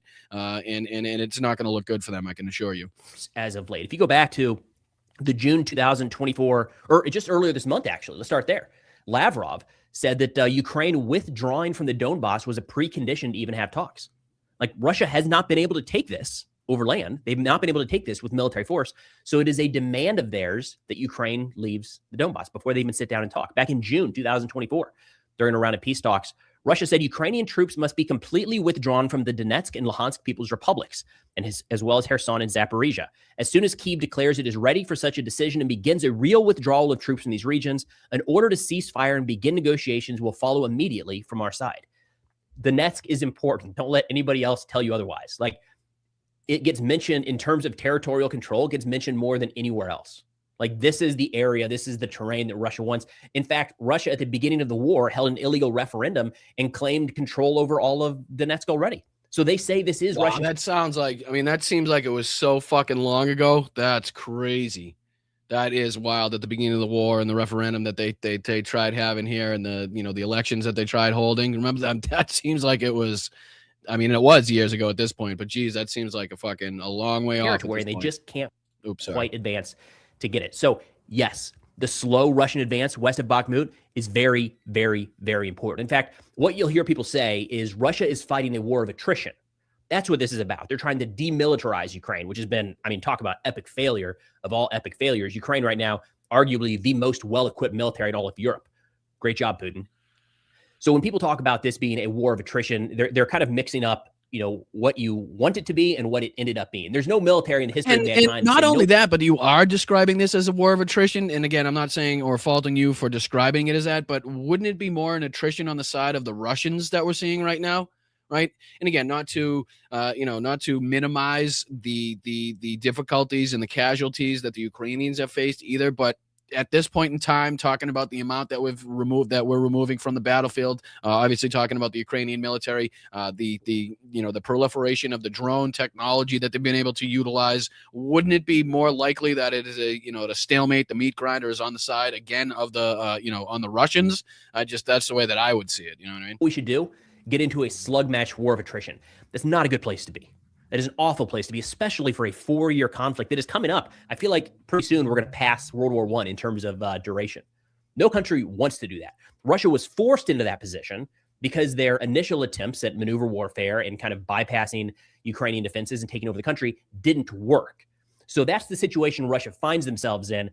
But even that, to be honest, it feels like cope is probably the best word to describe it.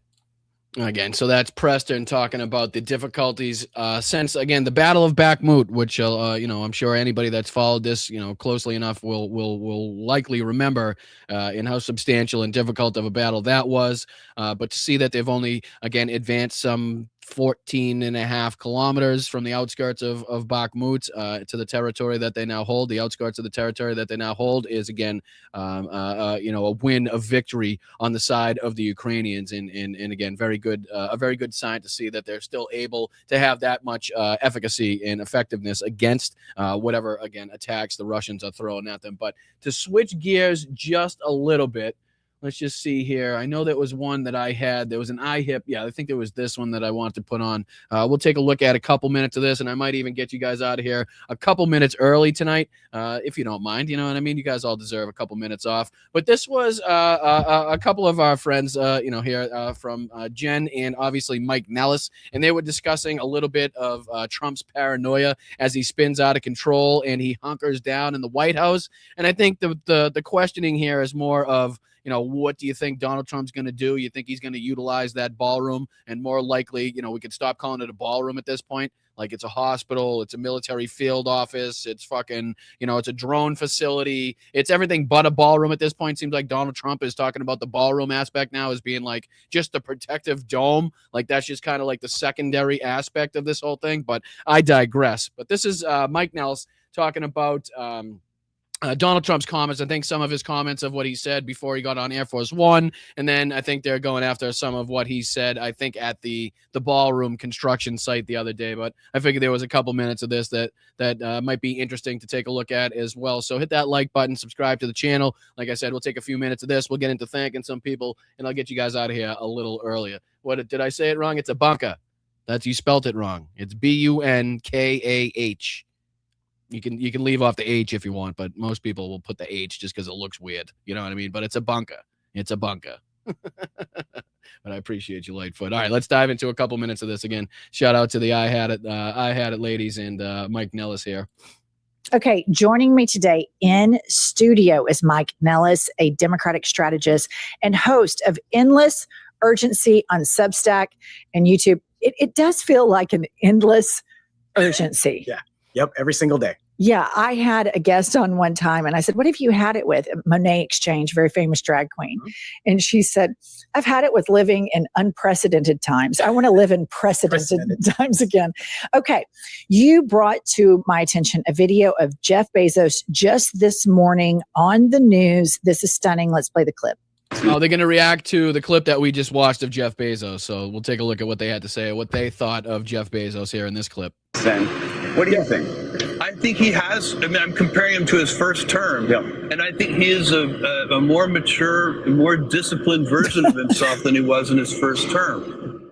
And okay, Mike. I don't know. Where do I start? Jeff Bezos looks more and more like Pitbull every day. So he's talking like him too now, it seems like. What discipline is he seeing from the president of the United States? Maturity? Right. I don't understand. I mean, that is just gaslighting, bullshit. And also, I think it's like this denial that he must have, like his whole reputation, Jeff Bezos. Yeah, you I want. don't think so. Again, why would they be mad? I don't think they'd be mad. I think they have every right and not every right, but every reason to try to defend this asshole that is, again, enriching the 1%, you know, the Epstein class, the people that, again, rule like monarchs over this country and have more power basically than the government does at this fucking point. So they're all fucking happy. They get the Trump RX is affiliated with Amazon. I'm sure he's seeing, you know, an uptick in shit and people using their credit cards to buy shit. I'm sure he's, again, laughing himself all the way to the bank. So again, why would he do anything but, you know, go out there and gaslight the nation? Because he's doing well. His buddies are doing well. You know, his oil fucking buddies, I'm sure, are doing real well. And capitalism. Bravo. Good job, Jeff. You did a great job. You launched 5 women into outer space for 30 seconds. Attaboy. Really getting Gayle King into space. Really good job there. But nobody likes him. Nobody likes him. And he has an opportunity to leave his imprint on this world. And he has chosen to fund and nurture and coddle fascism that kills people and is killing our country. Right. Also, he can squeeze out like a little bit more money for Amazon and for himself. Like, I just don't, how much is enough for these guys where they're not going to debase themselves like this? And I don't know if you've seen this, but Netflix has a new documentary up on Teddy Roosevelt. And I was watching and they were talking about Teddy Roosevelt's father, who was a very wealthy man here in New York City. And he was a philanthropist. Like, that was what his job was. His job was, I have all this money, I did all this business, and I'm just going to give it away and help the unfortunate. And I'm like, where are the philanthropists in the billionaire class? Like, where are they? We have Melinda Gates, and that's about it. Like, what is Bezos? And the ex-wife. Honestly, Mike, and I'm sure you already know this, and I'm sure you're asking facetiously, but it's very difficult for billionaires to give back to the people that they're currently stepping on their throats, right? Like, it's tough for me to envision a billion out there that's currently stepping on your fucking windpipe as a worker that, again, makes that fucking company function, that allows that company to make the profits that it does, regardless of whatever company you're working for right now in the chat or retired from in the chat, whatever it may be at this point in time, right? It's very difficult for me to see that these people would want to give back to the same people that they're walking all over for, so they don't have to fucking step on the hot coals, right? Just fucking forcing the people face down on the hot coals so they can walk all over their backs to, again, their 14th yacht, 17th helicopter, fucking 27th Swedish swimsuit model, whatever the fuck it may be. It's just, you know, and I know, like I said, I know Mike was asking facetiously, but like I said, we all know that, you know, the only thing you can do right now is grab a fucking spoon and a fork and eat these people. Life of Jeff Bezos, Mackenzie Scott Bezos, cannot spend money quick enough donating it to help marginalized people. Yep. I mean, she is spending money hand over fist, Meals on Wheels, HBCUs, and on, and the Trevor Martin Project, and on and on and on. And she doesn't want to be on TV. Right. She's just doing this because she can't get rid of the money quick enough. But the majority of them, I agree, this group of billionaires is so appalling. And I believe they are just like in a complete state of psychosis. Okay, let's get onto this. So the person that Jeff Bezos debases himself for is Donald Trump. Yep. Objectively embarrassing, incompetent, cognitive decline, mental illness, etc. He is laser focused on his ballroom. Mm-hmm. And as he talks about it, I say he's in his deathbed confession era. He cannot shut up. And so now he's saying, oh, it's going to have a hospital, and it's going to have military, it's going to have all of this stuff. And the more he talks, the more you realize, oh, he has PTSD from Marine One picking him up in 2020. And he is doing everything in his power to avoid that. He wants to hunker down and die in this ballroom, in my opinion. Let's play the clip. Building a hospital. They're building, it's a military hospital. They're building all sorts of research facilities, also meeting rooms and rooms that go hand in hand for the military. A military research facility. They're building hospitals. They're building schools, drone factories, drone facilities, bulletproof windows. Like, it seems to be everything but a ballroom at this point. Like, it seems to be, you know, he's talking about it went down, 6 stories or something bullshit. Like, is this, like, are you recreating Hitler's bunker just in like a 2026 scale, what the United States would build at this point? Like, I don't know, there's got to be a reason why he's so intent on keeping this construction going, no matter what the judges say, no matter what the American people say.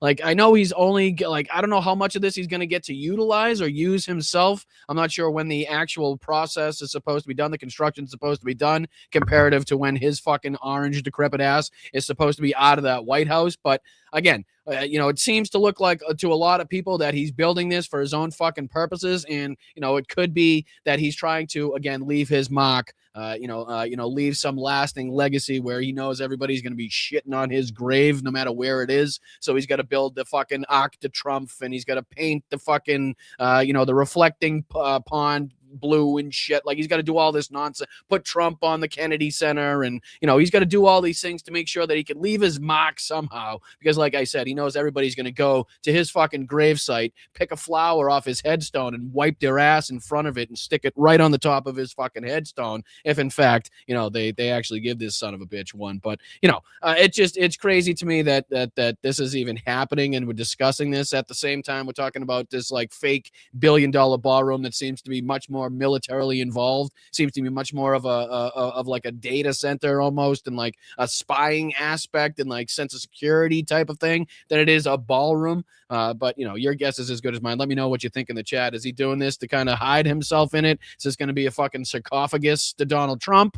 Is this what he's going to use? I mean, you pair this with, again, pair this bunker that he's fucking building here with the $2 billion that he's given to his militia and anybody that committed crimes on his behalf, so that they're just as loyal, if not more loyal, if that were to ever come up again, type of thing. Like, I'm just saying, right? Tucker Carlson all the time used to say he was just asking questions. I'm just asking questions. What does it bring up?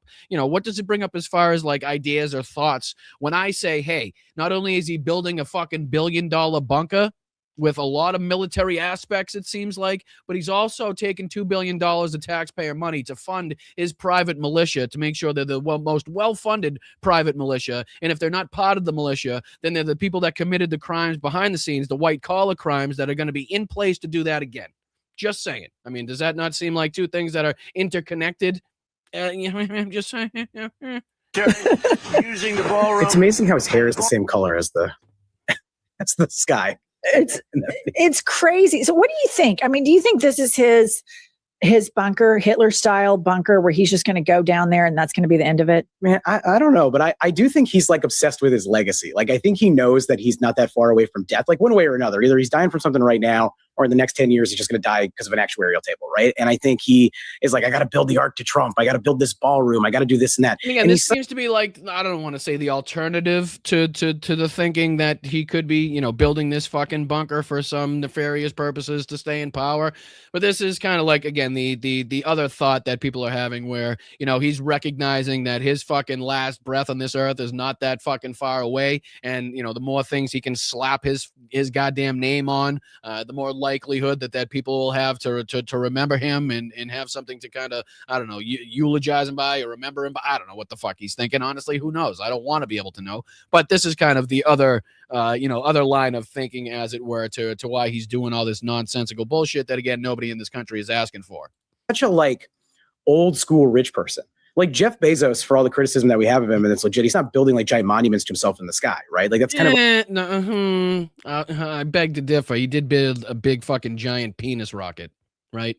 I mean, let's just call it out where we can call it out here. Like, let's call a spade a spade. The guy, he built a big fucking penis rocket to make up for his tiny fucking pecker that he clearly has. I mean, really, he doesn't have to build an arch. He built a big giant fucking dildo he sent to space. So again, I'd say just as bad. Like an old, like turn of the century, first Gilded Age kind of thing to do. He's obsessed with building these things. So I think he just wants to like build this ballroom, make it gaudy and ugly on taxpayer dime now, by the way, $1 billion, according to the Senate Republicans, is what we need to spend. So I think he wants that so that we can't erase him when he's gone, because he knows he's unpopular. He's the worst president in American history by a mile.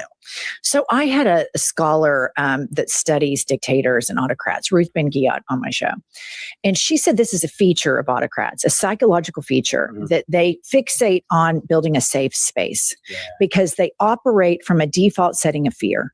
The number one thing that motivates. And again, the fucking connections, it really does. It oh boy. I mean, we all remember Hitler and his fucking ridiculous thoughts that he had of rebuilding this super city with all these enormous structures and stuff, right?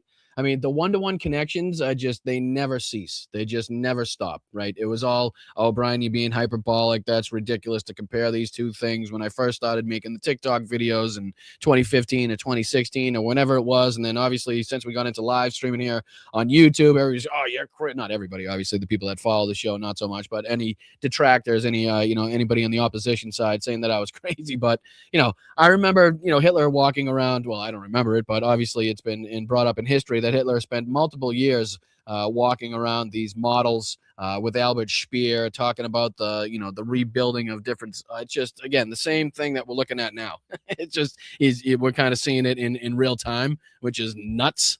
Him is fear and accountability. And so he is laser focused on building this ballroom, and the more details that he reveals, the more it appears like he is building this. On one of the clips, he talks about if a drone hits it, the drone will just bounce right off of it. Right. And it's going to have a hospital, and what he was saying, that research facilities and all of this stuff. And so I'm fearful that this is because he's more focused on this ballroom than anything. Yeah. I think the Washington Post did a study, and he has mentioned the ballroom more than any other subject since it came up by a long shot. Yep. And so I think that Ruth Ben-Ghiat is probably right, that he is just laser focused on getting to his safe space because he has so much PTSD from Joe Biden beating his ass. Yeah, well, he's so paranoid. And the same thing goes back to like his food choices. Like everybody makes fun of him for eating McDonald's and filet of fishes and all that. But the reason he eats McDonald's is because he thinks it's less likely to be poisoned if he gets it from a fast food joint. And like there was because everybody knows, right? I mean, everybody with a head on their shoulders knows you can't get a syringe through a fucking paper bag, right? You can't get a syringe through a paper wrapper. Clearly, there's just no way in fucking God's name that you could possibly poison some McDonald's, Burger King, even Coke, if the guy drank Coke. You know what I mean? It would be completely impossible. So, if you're getting a Burger King or a cheeseburger, McDonald's cheeseburger in a wrapper, in a paper wrapper, 100% that nobody's been able to tamper with that. Fucking idiot. My father was a former FBI agent, and a friend of his did security for Trump when he went through Omaha, Nebraska during the first campaign in 2016. And apparently they had to go get him like Burger King and like other stuff. And he was talking about how I'll only eat this stuff because it's not going to be poison. It comes in the wrapper. They can't get anything through the wrapper. Yeah. I'm like, what are you talking about? Can't get anything through that wrapper. Nothing. There's not a needle on this planet that can make it through a McDonald's or a Burger King paper wrapper. Just everybody knows that, right? That's just if you're really fucking afraid. Like, I don't know why all the people that the Russians have poisoned didn't just stick to McDonald's and Burger King. Clearly, they would still be alive today. He's a billionaire. He should be able to have like a chef that just follows him everywhere. Like, I don't get it. Okay, now let's talk about a lot of people claim that they voted for Trump because of inflation and for economic reasons. And he was recently asked about Americans struggling with rising gas prices. Let's play the clips. See a problem? And this is peanuts. And I appreciate everybody putting up with it for a little while. It won't be much longer. But you're going to have... And he's really put J.D. Vance in a couple sticky situations. Not that J.D. Vance, the slimy bastard, has any trouble sliming his way out of those questions. But, the times that he's doubled down on this, whether it was on Hannity or Brett Baer, now again calling it peanuts, the hurt, the pain that he's causing to you, that he's causing to the world through his fucking decisions that he's made in conjunction with Israel and Benjamin Netanyahu to undertake this war. So again, downplaying the plight of the American people, the people that he's supposed to be representing, the people that, again, we're supposed to be able to walk and chew gum and be able to focus on foreign policy, be able to focus on national security, while also recognizing what the American people are going through. But obviously a demented old fool is not going to be able to do that, especially this decrepit old orange, right? So it's kind of ridiculous for us to even expect that. But this is what we continue to see. This is the aspect of, I'm fucking 80 years old. My brain has continuously leaked out of my loafers for the last, 20 years at this point. So I got nothing left. Not only that, but I feel like I am so secure in my power. I am so invincible and kind of detached from accountability and seeking justice. Anybody seeking justice against me because of the fact that I have Kash Patel at the FBI. I have Pete Hegseth at the Pentagon, right? I have fucking, I have the Supreme Court. I have the House. I have the Senate. I mean, he's got everything that he needs right now. He feels like to be able to come out here and not give a fuck about kind of beating around the bush. I know there's a lot of lying involved, but that's only to his benefit for the things that he's kind of, raking in the money behind the scenes. Otherwise, he's more than happy to tell you exactly what's going on because he thinks he's kind of, invincible from repercussions basically at this point. So there's a lot of aspects kind of leading to this asshole coming out in a lot of times telling the truth that you wouldn't normally hear, things that, Republicans and people leading us into war would, come out and lie to us, give us something that we could rally behind while saying the truth behind closed doors, right? It's the, weapons of mass destruction. You guys can rally behind that. Meanwhile, in the background, Halliburton and the rest of these motherfuckers, we're talking about a total different story, right? So that's typically how it goes. But now we're seeing more of this asshole and his fucking, dementia-riddled brain saying the quiet part out loud. And again, the times that he's come out and said that he doesn't give a shit about the plight of the American people, doesn't care about the financial crunch that you're under right now, and is only getting worse, right? It's only getting worse. The longer this goes on, the worse it's going to get. That's just how these things go. That's just the way that you can expect it to go. And I know we're both, all of us right now are under this financial crunch, which is why I appreciate you guys so goddamn much for supporting the show, getting us to 20K and beyond. Let's see how quickly we can get to 25K. Like I said, I can see somewhere in this general vicinity a plaque looking very nice on the wall sometime. So thank you guys for your support, your generosity, to the mods that have been a huge help, a huge piece of the pie, a huge piece of the puzzle at getting us to this point. Thank you guys so much, whether it's on Twitch over there, whether it's Facebook, YouTube, Instagram, Twitch, Substack, the whole 9 yards. I really do appreciate you guys. What do you say we get into thanking some people? I'll see if I can get you guys out of here a couple minutes early tonight. Again, thank you guys for sticking around and then joining me for the interview we had. If you joined us late, make sure you go back and check that conversation out, obviously for a good cause. So I am more than happy to utilize this platform for good anytime I possibly can. And I just thank you guys for supporting me in that endeavor. I really do. I know I'm running out of words and ways to say thank you and to appreciate you guys, but hopefully you guys understand that it does come from the heart and it means a lot for you guys to be here. It really does. So MR, thank you guys so much for your contribution. I very do appreciate it. I do very much appreciate it. 2 great shows on Wednesday. Thank you so much for your contributions. Thank you to Nina as well.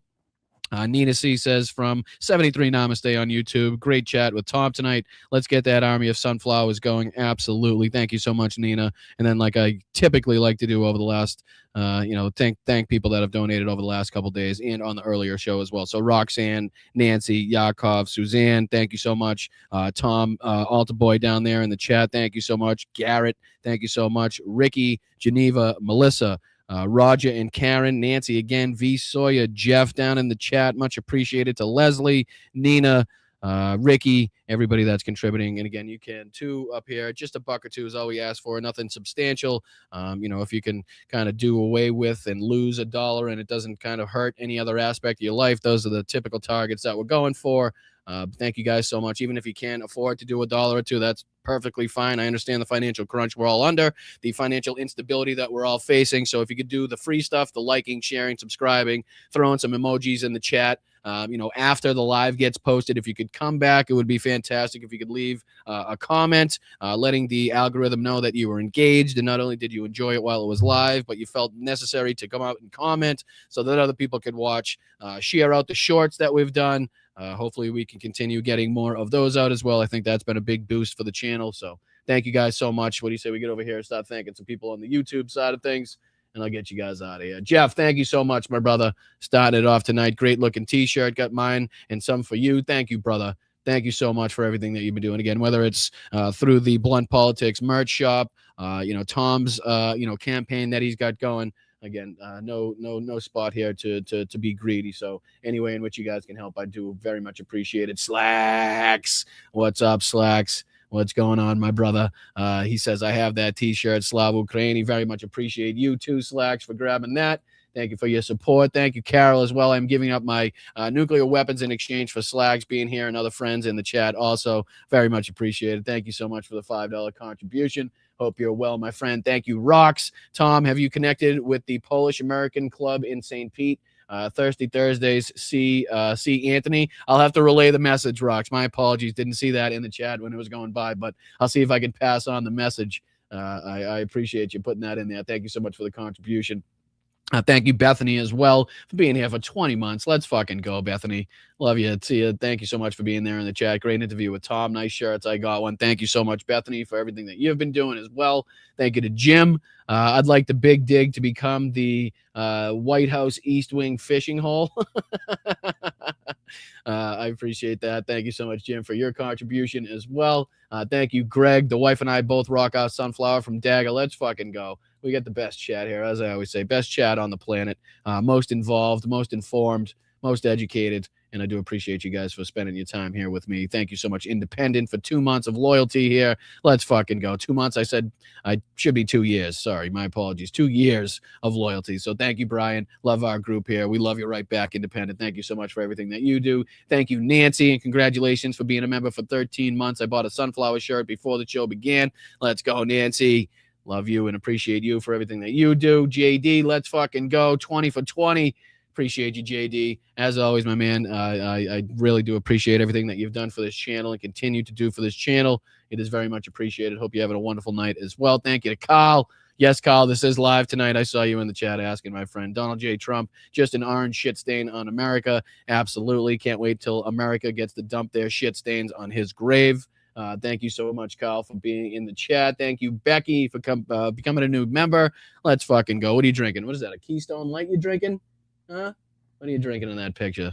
I appreciate you. It looks like you're at a Memphis game. Not sure if it's basketball, football, or otherwise, but I do thank you, Becky, for being here. Very much appreciate it. Love your style. Always good times tailgating, so I think would fit in. I know why you're here now, although I appreciate you, Becky. Thank you so much. Thank you to Greg again. Looking forward to your plaque, brother. I know. I get ahead of myself. Thank you for reeling me back in.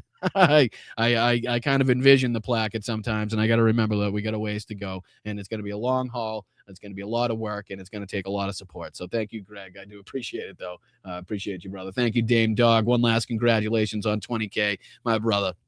Thank you so much, Dame Dog. It's only with your help and people just like you that I've been able to get there, and hopefully we can double and triple that and keep going, right? Ricky, thank you so much for the $2 20K membership. Way to go. Congratulations. Thank you so much, Ricky. Very much appreciated. Thank you for your help and everything that you do. Kyle Smith, been a member for 26 goddamn months, and I appreciate every single one of those months. Thank you so much, Kyle. And then rounding it out today, thank you so much, Jeff. What the hell? Vegas up 3-0 already? Goddamn. No wonder my dad's going to bed already. He was only hoping for some good hockey. It doesn't look like he's getting that. So I don't know, unless there's like some substantial comeback tonight, but who knows? But Jeff, thank you so much for keeping me up to speed on the hockey games. And like I said, I'll get you guys out of here about 10 minutes early today. I appreciate you for joining me. 2 shows always on Wednesday, earlier show being at 1. If you missed that, go check that out. If you joined us late and you missed our discussion with Tom, go back and check that out. And again, like I said, if you could go back and share out the shorts and like the shorts and again, discuss blunt politics in the chats that you're in. I always say, don't be overbearing, don't be overpowering, but if you could just kind of, filter blunt politics in the chat every now and again when you're in these different chats, that would be fantastic. Hopefully we can continue on this rise that we're seeing. And again, it's only with your help that we're going to be able to do that. So thank you so much to the mods. Thank you to Facebook, YouTube, Twitch, Instagram, Substack. Love you guys. Respect you guys. Keep your head on a swivel out there. Make sure you're staying safe, but stay loud, stay proud, stay aggressive, and continue coming back here to Blunt Politics. My name's Brian. I really do appreciate you. Best chat on fucking earth right here. So thank you guys for everything that you've been doing, and I will see you guys tomorrow for the Thursday show. Again, same time. Well, not same time, same place. That doesn't make any sense because neither one of the shows today was going to be at the same time that tomorrow's at. So I'll see you tomorrow, 2 p.m. on the East Coast. That's 11 a.m. on the West Coast and sometime in between, depending on where you live. So you can head over to bostonbrian.com. That gives you all the info on all of my social media accounts. It gives you all of the links you need for the merch shop, and it also gives you all the details and scheduling information for not only the show, all of the podcast information, but also when we do our Patreon Zooms for anybody signed up at patreon.com/BostonBrian. Thank you to anybody signed up for a YouTube membership for less than a gallon of gas. I mean, come on, you can't beat that price. Can't beat that value. I don't think. Again, I'm biased, so I'll let you guys decide. Let me know what you guys think. But all right, I'm out of here. I love you guys. I appreciate you guys, and I will see you tomorrow, 2:00 p.m. Make sure you hit the like button on the way out. Subscribe to the channel. Let's see how fast we can get to 25K. Onward and upwards, guys. Let's go. I appreciate you. Thank you for being on the right side of history. Thank you for joining the opposition. Thank you for for being here as part of the resistance. And it's an honor to be here fighting with you. It really is. So we got a long way to go. We got a lot of bullshit to sift through, and I do appreciate you guys for taking the time out of your day, whatever day that may be during the week, and spending it here with me at Blunt Politics. So I'll see you tomorrow, guys. Thank you.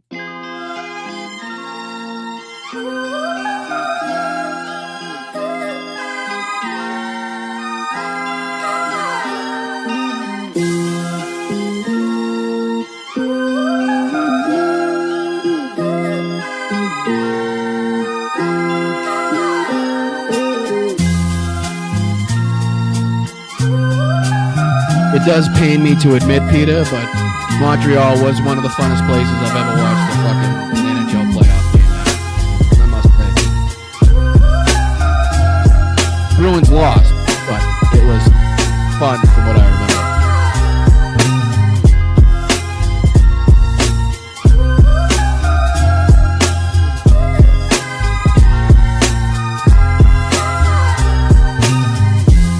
Thank you, Pops. Love you, big guy.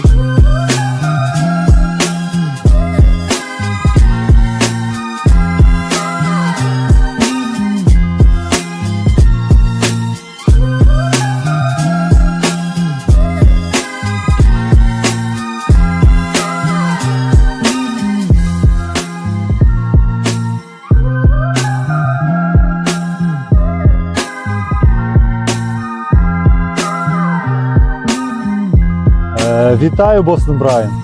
Мій позивний танцор. Я представник 72-ї бригади. Дякую тобі і твоїм підписникам за цей донат, за цю чудову машину, яка буде нас возити усіх на позиції, захищати Україну і наближати перемогу. Разом усі до перемоги. Дякую. Fucking Nazis. I'm standing up here bashing the living shit out of Nazis. Eating the dogs, the people that came in, they're eating the cats, they're eating the pets of the people that live there. Get off my plane. Tell the director to call the White House. Do your fucking job!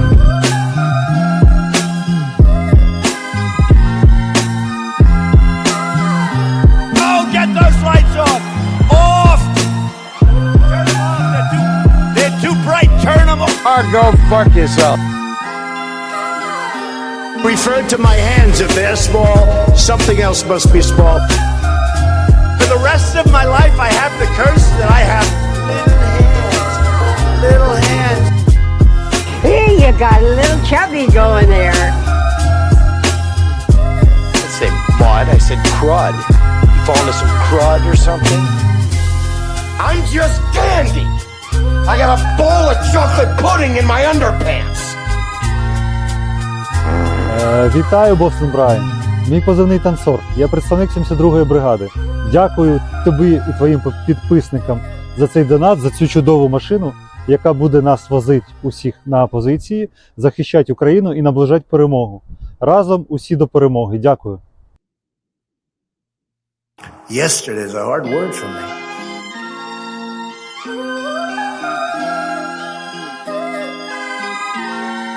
Yes, of course, hence the name. Movement, it moves a certain distance, then it stops, you see. A revolution gets its name by always coming back around in your face. You tried to kill me, you son of a bitch. So welcome to the revolution. My superpower's being honest. I will eat my neighbors. You're a nation that just recently heard that Saudi Arabia and Russia will repeat your... We're inviting Americans from all across the country to come. It's a new form of vicious violation to our country. For minors, do we love minors? I love minors. Proud to officially name the undisputed... When did this come out? The undisputed champion of beautiful, clean coal. Water coming here is dead. The water coming here is dead. They're just getting acclimated. You know what that means, acclimated? Never fight uphill, me boys, never fight uphill. They were fighting uphill. He said, wow, that was a big mistake. He lost his great general. Вітаю, Бостон Брайан. Мій позивний танцор. Я представник 72-ї бригади. Дякую тобі і твоїм підписникам за цей донат, за цю чудову машину, яка буде нас возити усіх на позиції, захищати Україну і наближати перемогу. Разом усі до перемоги. Дякую. I mean, they've been conserved since the time of lobsters, right? There weren't trees around when lobsters first manifested themselves on the planet. My superpower is being honest. I will eat my neighbors. The big, fat, sloppy